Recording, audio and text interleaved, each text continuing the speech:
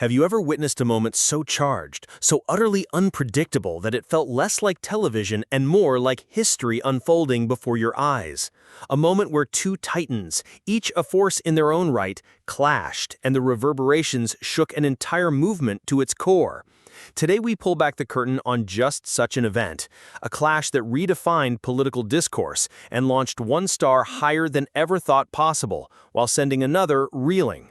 This isn't just a story of a debate, it's a testament to poise under pressure and the unexpected power of grace in the face of aggression. Before we dive into the electrifying details, if you're ready to witness how a single, unscripted moment can change everything, make sure to hit that like button, subscribe to our channel for more deep dives into pivotal political moments, and leave a comment below sharing your thoughts on what true leadership looks like. Your engagement fuels our ability to bring you these untold stories. Now, let's go back to that fateful morning. It was supposed to be another routine taping of Voices of the Right, a nationally syndicated political roundtable known for its fiery debates and viral moments. For weeks, the show's producers had been chasing one elusive goal: ratings. Not just good ratings, but numbers that would shatter records, moments that would dominate social media feeds and cable news cycles. So when the audacious idea of pairing two of the most outspoken, undeniably magnetic young conservative figures, Karoline Leavitt and Candace Owens, hit the table, a palpable hum of anticipation filled the executive suite. Everyone knew something explosive was coming. It wasn't a matter of if, but when the fireworks would begin. Karoline Leavitt, the poised former Trump press aide, had been making significant waves lately. Her rise was meteoric, fueled by a sharp intellect and a remarkable ability to deliver hard-hitting commentary on mainstream media bias and establishment overreach. She represented a new kind of polished conservatism, disciplined, calculated, and unapologetically patriotic.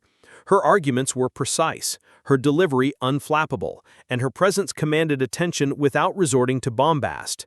She was the articulate voice of a generation yearning for principled yet forceful advocacy. Candace, on the other hand, was a wrecking ball in heels. She had built her formidable brand on dismantling cultural narratives, calling out what she dubbed victimhood politics, and refusing to back down from any confrontation. Her sharp tongue was legendary, her refusal to compromise absolute. Candace wasn't there to make friends. She was there to make a point, no matter how brutal the delivery. She thrived on the shock value, the unvarnished truth, and the raw, unfiltered emotion that often accompanied her pronouncements. She was the unbridled id of conservative media, a force of nature whose every appearance promised unmissable drama. When Karoline stepped onto the stage that morning, dressed in a crisp white dress and a subtle cross necklace, she radiated an almost serene authority. The cameras zoomed in as she greeted the moderator and Candace with a confident, almost imperceptible nod.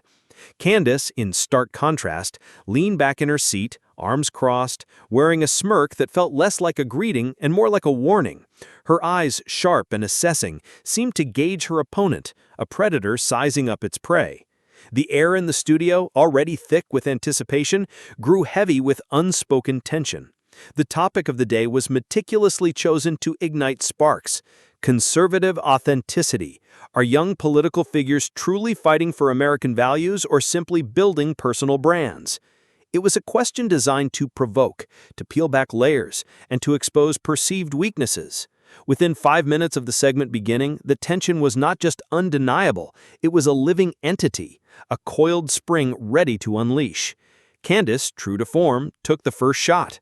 Her voice, laced with a familiar skepticism, questioned Karoline's credibility directly, suggesting that she was nothing more than a media construct, carefully propped up by unseen handlers who wanted someone safe and palatable rather than genuinely revolutionary. It was a direct hit, designed to destabilize, to undermine the very foundation of Karoline's burgeoning influence. But Karoline didn't flinch. Not a muscle in her face twitched. She leaned forward, her gaze unwavering, her voice clear and cutting through the studio's hushed anticipation. "You've made a career out of calling people frauds, Candace. Maybe it's time you look in the mirror." A collective gasp rippled through the audience. The studio was alive, electric. The moderator, sensing the imminent derailment, tried to regain control, but it was already too late. A storm had started, and no one was reaching for umbrellas.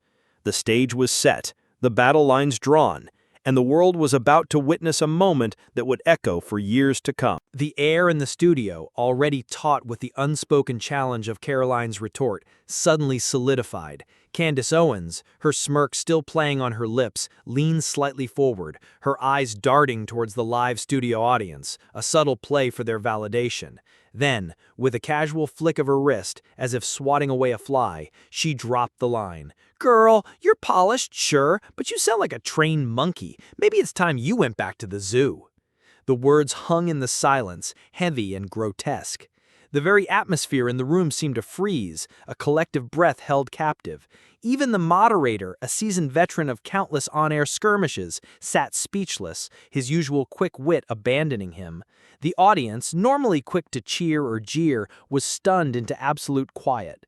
Cameras kept rolling, capturing every nuance of the unfolding drama. The producers behind the glass pane unsure whether to cut to commercial, to hit the panic button. For a solid 3 seconds, the studio remained completely, unnervingly still. And then, a subtle shift. Even Candace, for all her on-air experience and hardened demeanor, seemed to register that her words had crossed a line. Though her expression didn't overtly budge, a flicker of something, perhaps a nascent regret or simply the dawning realization of miscalculation, passed through her eyes. But Karoline didn't move. She didn't blink. Her fingers remained clasped calmly on the table in front of her, her posture straight and unshaken, a pillar of composure amidst the sudden vacuum of sound. Yet her eyes, her soft blue eyes had gone from calm to steel, hardening with a quiet, formidable resolve. Slowly, deliberately, she leaned toward her microphone, and then, with a voice so even, so composed, it sent chills across the studio, she spoke. "Candace," she began, her tone devoid of anger yet laced with an undeniable, chilling clarity. "You just told a fellow conservative woman to go back to the zoo. That's not political commentary. That's not tough love. That's straight up dehumanizing. And it's disgusting." She paused, letting the weight of her words settle. "But thank you. Thank you for showing the world exactly who you are." The audience erupted, not into applause at first, but into gasps and murmurs, a wave of shock turning into electricity. Candace, clearly stung by the unexpected poise in the audience's reaction, tried to interrupt, raising her voice and cutting in. "Oh, don't play the victim card now, you dish it out." But Karoline, without even looking at her, raised a single hand, a gesture of quiet authority that instantly silenced Candace. "No," Karoline stated, her voice unwavering, "you don't get to walk this back with spin. You want real? I'll give you real." Then, with a powerful, deliberate turn, Karoline looked directly into the camera, her gaze piercing, addressing not just Candace, but every viewer beyond the glass. To every young woman watching this, especially conservative women, this is what happens when you rise. This is what happens when you challenge people who are more interested in personal fame than actual change. You get called names, you get insulted, and sometimes, yes, they'll even tell you to go back to the zoo. Candace rolled her eyes, clearly irritated, but Karoline didn't stop. "But I won't back down. Not for you, Candace, not for the media, not for anyone who thinks a younger voice must be a weaker one. You've had your microphone for years, now I've got mine, and I plan to use it better than you ever did." This time, the audience stood up, a thunderous wave of applause sweeping through the studio. The moderator, blinking at the control room, finally whispered into his earpiece, "Don't cut, let it roll." Twitter was already exploding. Clips of Karoline's response were being posted in real time. The phrase "go back to the zoo" was starting to trend, but not the way Candace had hoped. It was being used as a cautionary tale of arrogance, of failed power plays, and of what happens when someone thinks they're untouchable on a live mic. And Karoline? She had just gone from rising star to headline act. By the time the studio lights dimmed and the credits rolled, the clip had already reached over 2 million views on X. The raw moment, Candace Owens delivering a personal insult and Karoline Leavitt firing back with poise and conviction, became the most shared political clip of the week, and it hadn't even been 6 hours. As the studio lights dimmed and the credits rolled, the immediate aftermath of the on-air detonation began to unfold with a speed that mirrored the viral explosion online. Karoline Leavitt didn't linger in the green room, basking in the glow of her unexpected triumph. She exited with a small, focused team, calmly declining the frantic requests for interviews from reporters who swarmed the hallway, their microphones thrust forward like eager, hungry birds. She wasn't rattled, she was resolved. "Let them talk," she said to her assistant, her voice steady and clear. "We don't need to defend the truth." Her composure, even off camera, was a stark contrast to the chaos she had just navigated. Meanwhile, Candace stayed behind, her team looking tense, locked in a heated argument over whether to put out a statement or simply try to ride the wave of outrage. Some, still clinging to her established brand, thought the controversy was on brand, another testament to her real talk persona. But others, with a more acute sense of the shifting winds, knew instinctively that this wasn't going to land the way her previous rants had. This wasn't just about ideology, it was about character. The raw, unscripted nature of Karoline's response had stripped away the layers of performance, revealing something deeper. Back in Washington, the blowback was immediate and bipartisan within the conservative movement. Figures who had previously remained neutral or even quietly supported Candace now began choosing sides. Senator Josh Hawley, never one to shy from a public statement, tweeted, "There's a difference between bold and reckless." Karoline Leavitt handled that moment with class. Tucker Carlson, a titan of conservative media, posted a reaction clip on his personal feed with a succinct caption, "Candace poked the wrong bear." On the flip side, Candace's most loyal base predictably came to her defense, framing the moment as real talk and accusing Karoline of being soft. But the tone online shifted quickly, irrevocably. The turning point arrived when an unearthed podcast clip from years earlier surfaced, showing Candace herself condemning dehumanizing language, calling it the lowest form of debate. That clip went viral too, spreading like wildfire, and it didn't help her cause. It exposed a glaring hypocrisy, undermining her entire position. Karoline, however, didn't issue a press release. She posted just one thing on her feed that night, a simple yet profoundly impactful message. You don't rise by barking louder, you rise by standing taller. It was accompanied by a powerful photo from the studio, captured mid-response, with the American flag subtly unfurled behind her. That image alone became iconic. Conservative college groups began using it in flyers. Influencers started calling it the moment, and a few even compared it to Reagan's "I paid for this microphone" line. Raw, unscripted, unforgettable. And for Candace, well, even some of her most ardent fans began asking an uncomfortable question.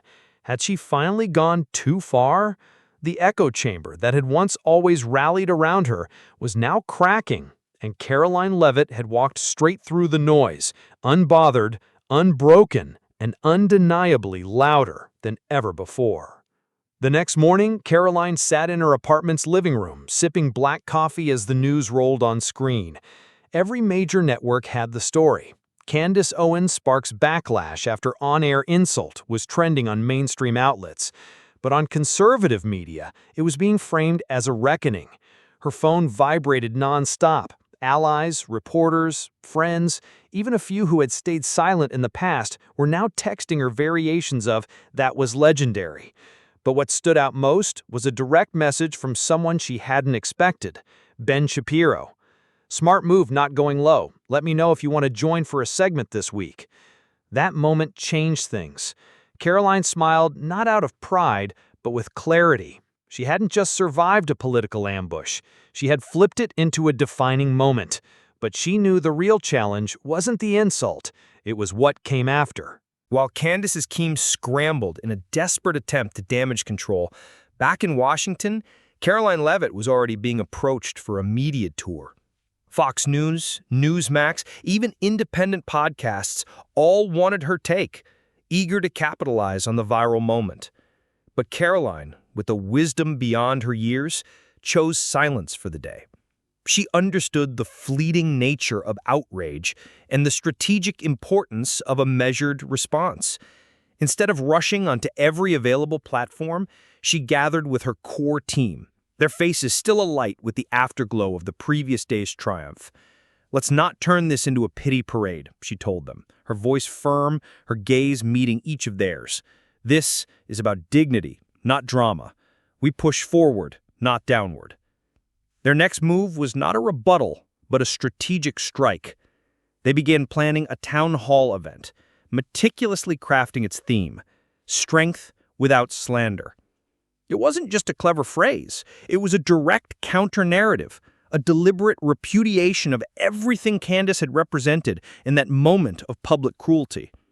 The backdrop for the event was sharp and deliberate: a pristine American flag, a subtle campaign-style banner that read "Truth with Grace," and a packed audience comprising college students, military veterans, and small business owners. This wasn't campaign propaganda, it was a message, delivered with precision and purpose. The cameras rolled. Her mic went live. "I'm not here to rehash what happened earlier this week," Karoline began, her eyes focused on the crowd, her voice calm but resonant. "You all saw it. You heard it. You formed your own judgments. And the truth? That moment wasn't about me. It was about a bigger pattern, where loudness gets mistaken for leadership and insult is treated like insight." The crowd clapped, slowly at first, then louder, a wave of affirmation building. She continued, her conviction palpable. "I don't need to yell. I don't need to dehumanize. I believe you can fight for America and still carry yourself like someone who respects the people in it." It was a deliberate contrast, a rebuke without name-calling, a measured rebuttal wrapped in moral authority. Backstage, her team watched the live stream numbers climb. Over 400,000 concurrent viewers, then 500,000. The trending hashtags began to emerge. Hashtag Grace over Grudge, hashtag Just Karoline Speaks, hashtag Not the Zoo. Meanwhile, Candace Owens went live on her own platform, solo, unscripted, and visibly rattled.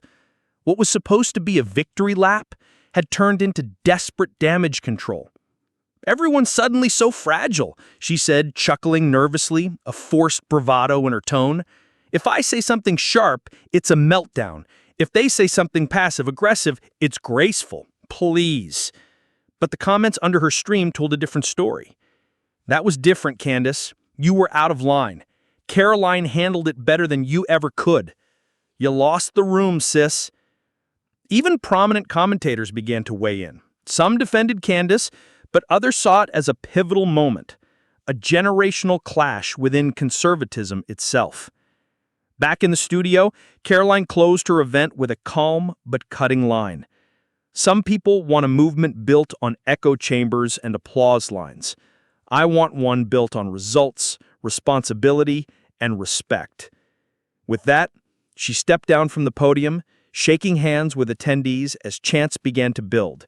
"Karoline! Karoline! Karoline!" And as the cameras zoomed out, capturing the whole room in a single wide shot, one thing was unmistakably clear. Candace may have started the fire, but Karoline had just claimed the flame. The ripple effect from Karoline's town hall was unmistakable. That weekend, every Sunday political show ran clips of the speech. Pundits who once brushed her off as the young spokesperson with good hair and sharp lines were now calling her the future voice of principled conservatism. But the real shift happened on a much deeper level, inside conservative media circles. Producers, editors, and even veteran anchors began rethinking who they booked, who they boosted, and what their audiences truly wanted. One viral op-ed on The Federalist titled, "Why Karoline's Calm Destroyed Owens' Chaos," laid it out bluntly. Candace came to win a fight. Karoline came to lead a movement. At the same time, Candace Owens found herself on the defensive. While she still had a core loyal base, the fence-sitters were slipping away.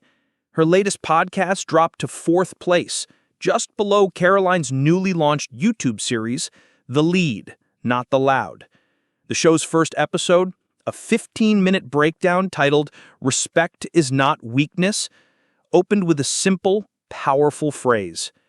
"They told me to go back to the zoo. Instead, I went forward with purpose." Candace responded in her usual way, with more heat than strategy. She tweeted, "When you let soft voices lead, don't be surprised when the left eats you alive." But this time, even Donald Trump Jr. posted a meme subtly backing Karoline, captioned, "Loud doesn't mean right." It wasn't just personal anymore. It was philosophical. On Capitol Hill, two different Republican senators, one MAGA-aligned, one more centrist, both referenced Karoline's moment in speeches about restoring decency and grit to the party. Karoline wasn't even in elected office, but she was becoming a political gravitational force. Candace, once untouchable in the culture war circuit, was now trying desperately to regain her footing. But every response she gave, every insult she lobbed, only seemed to remind people of what she said and how Karoline didn't stoop to her level. And to make it worse, a leaked email surfaced from a network exec. "Let's cool off on booking Candace for a bit. Too hot, not in a good way." The momentum was shifting fast, and in that moment, without screaming, without rage, without dragging anyone down, Karoline Leavitt had done what few in political media ever manage. She changed the tone. The following week, Karoline Leavitt's name began circulating in an entirely new context: future political leadership, not just as a commentator or media personality, but as a serious candidate. Someone people could genuinely envision in Congress, or even as a vice presidential pick in cycles to come. One headline from National Review boldly declared, "Leavitt didn't just win the moment, she's defining the movement." And yet, in a testament to her disciplined approach, she never once uttered Candace Owens' name again publicly. This restraint didn't go unnoticed in a political landscape addicted to clapbacks and trending hashtags. Karoline's strategy felt revolutionary: silence as strength, class as counterattack. Meanwhile, Candace's rhetoric grew sharper, more defensive, a desperate attempt to regain lost ground. Her latest show opened with a sarcastic jab. Apparently, if you cry on camera and speak like a Hallmark card, the GOP will hand you a crown. But even her studio audience felt thinner, quieter. Former allies had gone radio silent. A few accidentally canceled future guest appearances, a subtle but devastating blow. Back at Karoline's camp, her team debated a crucial next step, a public policy event focused on young voters and civics education. The theme, raising the standard. And guess what? Tickets sold out in under 24 hours. The media couldn't get enough. Even CNN, which had once dismissed her as a Fox News darling, ran a profile titled "Karoline Leavitt's Unlikely Rise and Why It Matters." For once, both sides agreed. Her response to Candace had become a case study in political discipline. That weekend, Karoline was invited to appear on Face the Nation. The host asked directly, "You had every reason to respond with outrage. Why didn't you?" Karoline's reply was calm and piercing. "Because that's what she wanted. When someone throws mud, they want you in the dirt with them. I chose not to jump." Across the country, millions watched, millions nodded. Candace Owens, watching from her home studio, didn't tweet during that interview. For the first time in years, she seemed quiet. And that silence, it said everything. Weeks later, Karoline Leavitt walked through the back hallway of a convention center in Dallas, Texas, her heels clicking steadily against the polished floor. It was a sold-out conservative summit, but this time she wasn't just one of many speakers, she was the keynote. Just a few weeks earlier, her name had been synonymous with the girl who got disrespected on live TV. But today, her name represented something entirely different: resilience, discipline, and direction. People weren't just tuning in for a reaction anymore. They were looking to her for leadership. She stepped into the green room where her team waited, phones buzzing with updates. 3 million viewers on YouTube alone. Your last town hall even beat Candace's numbers from last year's CPAC panel. We've crossed over. Karoline smiled briefly, then looked over her prepared remarks. Unlike most conservative influencers who leaned on outrage and applause lines, she crafted her message like a surgeon: sharp, clean, and intentional. She took the stage to thunderous applause. Thousands stood on their feet. She waited for silence, not rushing to bask in the attention. When she finally spoke, it wasn't angry, it was honest. A few weeks ago, I was told to go back to the zoo, not by a political opponent, not by a progressive, but by someone on our side. She paused as the audience leaned in. That moment told me something about where we are, and more importantly, where we need to go. Being bold doesn't mean being brutal. Being fearless doesn't mean being disrespectful. And if leadership today is defined by how loudly you insult someone, then I want no part of it. The crowd roared. Young women in the front row wiped away tears. Veterans nodded in approval. The energy wasn't just about politics, it was cultural, emotional, generational. Across the venue, major conservative outlets had set up cameras. Reporters whispered to one another. She's not just playing the game, she's changing the game. Candace Owens, back at her studio in Nashville, scrolled through clips from the event. One stood out, a short video with 4.7 million views already. It was Karoline saying, "You can fight like hell and still walk in grace. You can speak with strength without spitting venom." The comments were brutal for Candace. Candace made noise, Karoline made history. "This is how you lead, take notes, Candace." She slammed her laptop shut, but it was too late. Karoline wasn't a victim anymore. She was a symbol of what was possible when someone refused to play the dirty game and chose to elevate instead of destroy. And for millions of Americans tired of political cruelty and desperate for clarity, Karoline wasn't just a name, she was the answer. The auditorium lights dimmed as Karoline Leavitt stepped up to the final panel of the National Leadership Forum in Washington, D.C. This wasn't a TV debate. There were no scripts, no applause signs, just raw, unscripted conversation with some of the most influential minds in American politics. And the entire evening was being streamed live to over 10 million viewers. On the opposite side of the stage sat Candace Owens. This wasn't planned. The organizers had placed them side by side for contrast, hoping sparks might fly. Producers whispered behind the scenes, expecting fireworks, maybe even confrontation, but Karoline had something else in mind. As the moderator opened the discussion with a pointed question, "Can women lead the conservative movement without destroying each other?" The room tensed. Candace was quick to respond. With a tight smile, she said, "Politics is war. It's never been about being liked. You either dominate or disappear." Gasps from the crowd. She was clearly referencing Karoline again. Karoline let it sit. Then calmly, without raising her voice, she leaned forward. "I don't want to dominate. I want to define. There's a difference." The crowd went silent. Candace has built a powerful brand, I respect that. But not all of us believe leadership has to look like scorched earth. Some of us believe it can look like rebuilding, even reconciliation. Candace rolled her eyes but didn't interrupt. "When I was insulted on national television, I had two choices: clap back or stand still. I stood still, and the nation saw the truth without me having to scream it." Applause erupted, not just from the crowd but from two of the other panelists, both former rivals of Karoline's.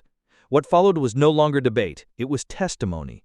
Karoline shared how young girls had written to her, how her grandmother, a quiet conservative who never trusted that TV people, had finally said, "I'm proud of what you stood for." Candace tried to pivot the conversation toward culture war fatigue, but by then the energy in the room had shifted. She was no longer the focal point, Karoline was.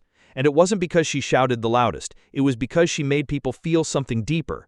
The possibility of courage with grace, of sharp minds without sharp tongues, of conviction without cruelty. By the end of the panel, the moderator wrapped with a simple question to Karoline. "If you could say one thing to the next generation of leaders watching tonight, what would it be?" She paused, then smiled. "You can burn bridges or you can build them. Just remember, only one of those will carry you forward." As the audience stood in thunderous applause, Karoline didn't look at the cameras. She looked into the crowd, at the young people, the skeptical elders, the quiet watchers, and she knew this wasn't just the end of a chapter, it was the beginning of a legacy. This wasn't just a debate, and it wasn't just about an insult. It was about a choice, to lead with fire or to lead with focus. Karoline Leavitt showed the world that true power doesn't come from shouting louder, but from standing taller. Grace wins every time. And there you have it, the complete story of how one unscripted moment on live TV became a defining chapter in modern political discourse. Karoline Leavitt's journey from rising star to an undeniable force for principled leadership is a powerful reminder that true strength often lies not in the loudest voice, but in the clearest conviction. If this story resonated with you, if you found inspiration in Karoline's grace under fire, please show your support. Like this video, share it with friends and family who need to hear this message, and leave a comment below telling us what you learned from this incredible showdown. Don't forget to subscribe for more in-depth analyses of moments that shape our world. Your engagement helps us continue to bring you stories of impact and integrity.